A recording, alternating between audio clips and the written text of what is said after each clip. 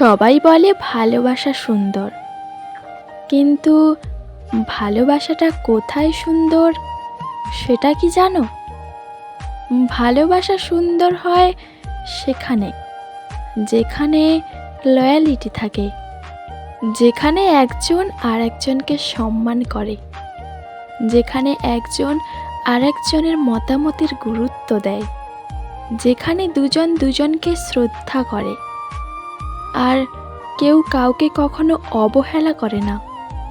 হাজারো ঝগড়ার পরে, হাজারো ঝামেলার পরে দুজন দুজনকে অসম্ভব ভালোবাসে, যেখানে মিথ্যা প্রতিশ্রুতির অজুহাত দিয়ে কেউ কখনো কাউকে ছেড়ে যায় না।